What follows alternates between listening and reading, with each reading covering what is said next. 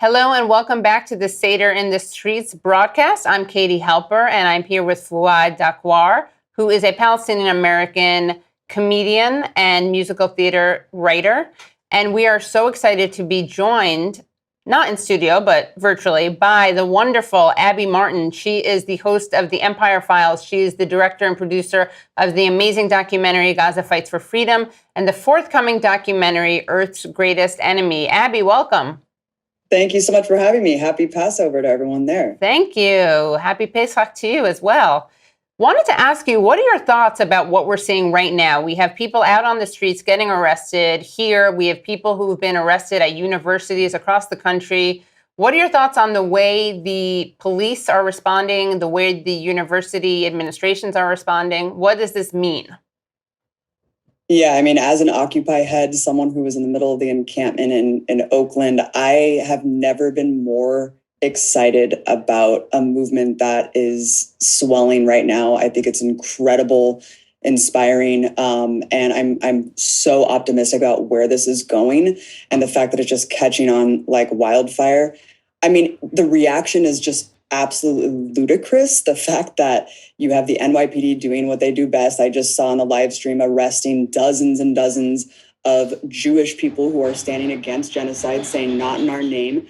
It is like living in a parallel universe, like an alternate reality. I mean, I on one hand, I'm watching the peaceful encampments. I'm watching Jewish students alongside Arab students, alongside just, non-affiliated students, and they're all together, standing together, respecting each other. I mean, this is what's really, changed, I think, this time around, Katie, is that, like you were saying before, I mean, we're no longer on the defense as anti-racists and as anti-bigots and people who care deeply about the plight of Jewish people and fighting against anti-Semitism. We're no longer on the defense saying criticizing Israel is not anti-Semitic and here's why.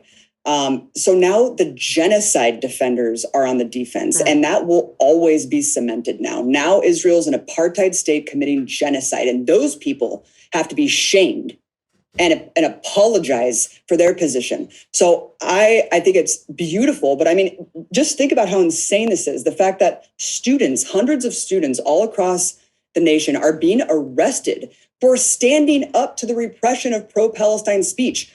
For the last couple of years, Katie, pro-Palestine speech has been the most policed speech on college campuses, even though we've heard Milo Yiannopoulos and Candace Owens and all these people love to talk about free speech on college campuses and how offensive it is to be heckled. No, when we're talking about criminalizing speech and policing speech, pro-Palestine speech is the most criminalized speech in the country. And like I said, the alternate reality of the president of the United States to the president of these universities talking about the outrageous anti-Semitism on campus. What are they talking about? What the hell are these people talking about? They have to construct an alternate narrative again. I mean, it's just like everything that we've seen in the last 6 months. Don't believe your lying eyes.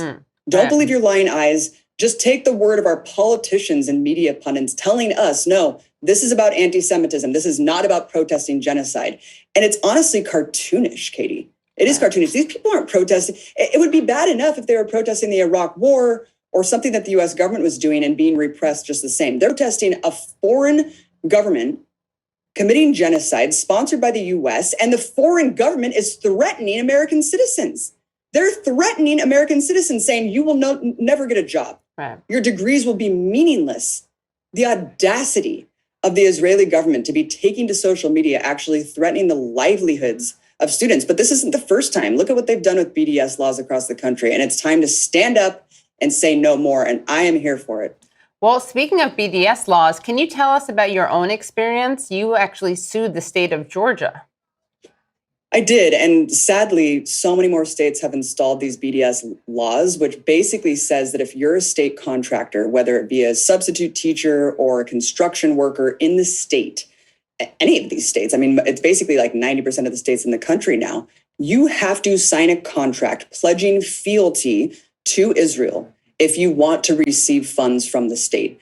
So I received such a contract in Georgia. I was appalled and I was taken aback. And, as someone who'd covered these laws, of course, I refused to comply and sign this contract. And the entire conference that I was supposed to speak at Georgia for fell apart. And I sued over this law. It's an egregious violation of the First Amendment. The right to boycott was enshrined during the Montgomery bus boycotts. This is a political speech issue.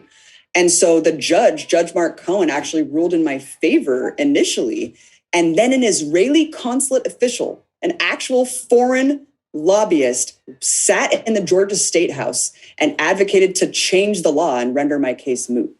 So it was fascinating to see a judge do the right thing and then an Israeli government official come and actually lobby to change the law. And everyone just said, okay, this is about anti-Semitism.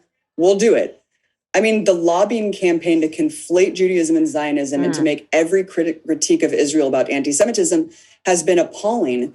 And it's worked for so long, but it's not going to work anymore. And the fact that these BDS laws were already put into place is that they knew the tide of justice was coming and mounting. They knew the inevitability of a movement, the masses refusing to participate in what is going on. So they saw the writing on the wall a long time ago, Katie, and that's why these BDS laws exist.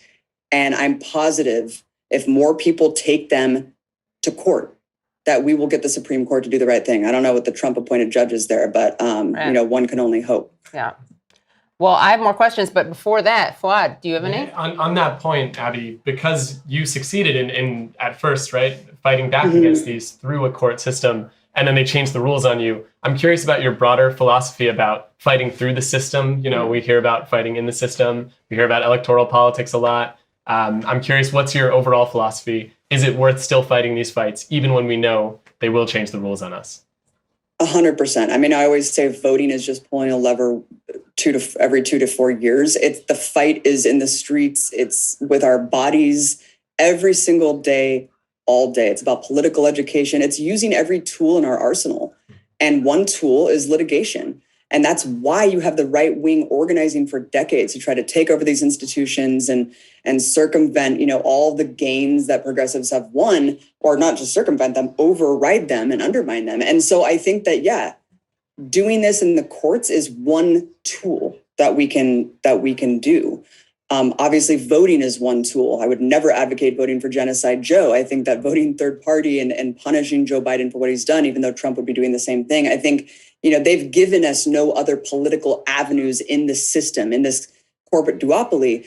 But I think, real change, of course, historically comes from the masses in the streets. And that is why I am living for what is going on right now. I am so happy and inspired by these students in the face of this political repression, in the face of being gaslit by all these people, and knowing that they're risking arrest every day. They're risking actually their livelihoods because of what's happening, because of the leadership of these universities. It's disgusting. They're all corporate stooges, right? I mean, so the resilience of the students, I think, is where the movement will lead us, and the divestment campaigns, because that's what Israel's terrified of. Divestment. We are winning. And that's what's going to make apartheid fall. And last question for you, Abby. You did this amazing documentary, Gaza Fights for Freedom, which I highly recommend for everyone to watch. What are you hearing from the people you're in contact with in Gaza about what they're experiencing? My God, I mean, everyone has a horror story, obviously. I mean, no one is unaffected by what's going on. The three people that were primarily centered in the movie, Ahmed Abu Artema, who was the lead organizer of the Great March of Return, when Palestinians peacefully resisted in 2018 and 2019 with bared chests, holding flags, and they were relentlessly and methodically killed by Israeli snipers, perched behind sand dunes, picking them off like it was target practice. That man, that beautiful poet, his house was targeted in a strike. His 10-year-old son was murdered. And the last I talked to him, he was sitting in the hospital with second-degree burns alongside his other two children. So I have no idea where Ahmed is right now. And I pray that he is safe and that he survives. My other friend, the main producer on the ground, Kareem, he just escaped because I actually did a GoFundMe where I gave, we were able to raise $70,000 and both of the families that worked on the film were able to flee finally. So after 6 weeks of waiting, they escaped through the Rafah border. But Kareem was displaced twice. His wife was 6 months pregnant. She wasn't able to drink water, Katie. Oh my God. And then Mazza, the lead videographer, his brother was killed. 2 of his brothers were killed. He had to wait 6 weeks to retrieve his brother's body in their collapsed house that his father built with his own hands because Israeli snipers would kill anyone who tried to retrieve the body and do a proper burial. So it's been really hard checking in with my friends every day. And it's honestly just gotten to just such an excruciating point of what is it going to take? What is it going to take? What is the breaking point for the world?